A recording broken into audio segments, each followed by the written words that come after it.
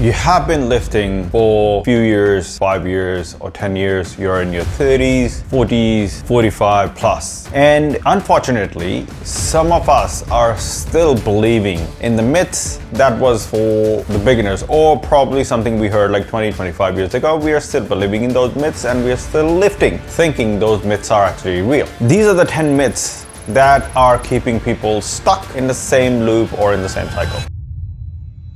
Hi, my name is Rashpal and welcome to The Strongest in the Bloodline. Today's topic is busting the 10 myths or 10 misinformation points. Let's begin with the first one. Number one, if you don't feel sore after your workout, you haven't really trained well. Soreness is the novelty response, which means if you start working out and you start training on a certain program, it may make you feel sore in the beginning, but as you progress, you may not feel as sore as you did in the beginning, and slowly you will just adapt to it. It will take a lot more damage to your muscles before you actually start feeling that soreness. Number two, cardio kills your gains. Yes and no. Moderate cardios, if you're 30 plus, the cardio is somewhat of your key point that you actually want to add and continue as you daily progress in your weight training or in your strength training. You do not want to eliminate cardio out of your regime. You actually want to keep it. How much? 20 to 25 minutes or 30 minutes, 3 to 4 times a week. That does not mean you go on a treadmill and overkill it by doing a couple of hours of cardio. Myth number three, if you train hard enough, you can overcome the habits of eating bad diet or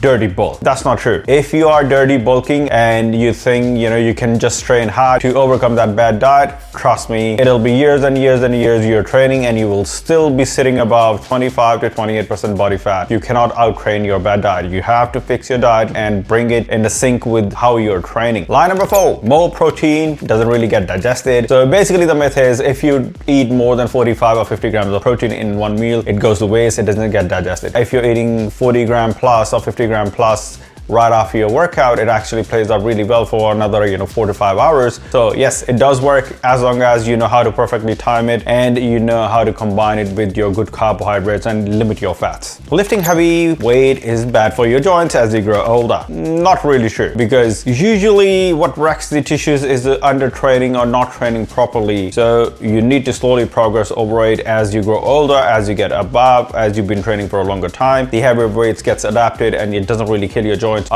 until your form is bad and your technique is bad. Lie number six, you need to switch your programs every 4 to 6 weeks. This is something that's still being believed, which is not true, because your muscles grow in the adaptation, which means it needs to have a lot of consistency for a certain program, certain movement before your muscle starts to respond to it and it starts to grow. Lie number seven, fasted cardio burns more fat. There have been a lot of studies around it and it's a complete myth. It is not true. The idea behind fasted cardio was that if you're in a calorie surplus and you need to burn those extra calories to mark up your excessive calories that you're taking. So that's where this myth got popular in the bodybuilding world, where people will start doing cardio at the 2 a.m., 4 a.m., 5 a.m., a couple of sessions before they even have their first meal. Fasted cardio will actually damage more of your muscles than adding anything onto it. Your metabolism is broken from years of dieting. That's the lie number 8. Somewhat true or somewhat not true? Well, let me explain. If somebody's been dieting for the last 10 years, which means they have been in high discipline and extremely conscious about how much they eat, what they eat, that does not necessarily damage their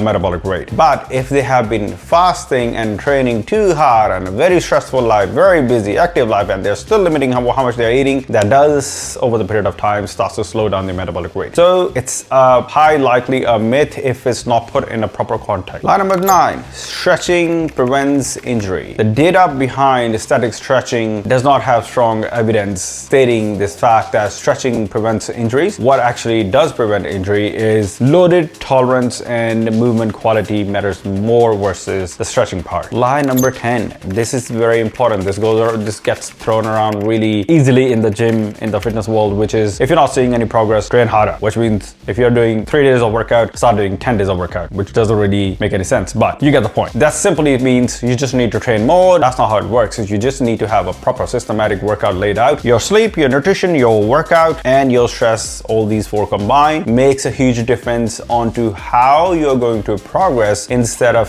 keep pushing yourself harder and harder and harder. Now, these are not just myths, these are the misinformation. It's not the individual's fault. The industry is like that. Sometimes you believe someone who looks better than you. So it's not always true. You always need to do your own research, talk to a professional, talk to someone who is in the industry, who does it professionally. If you don't have someone like that, my email address is in the description. You know, you can always send me an email, and you know, I'm more than happy to look at what your problem is, and I'll love to respond back to it. And if you like this video, please subscribe, share this video, comment below, and I'll see you next time. Peace out.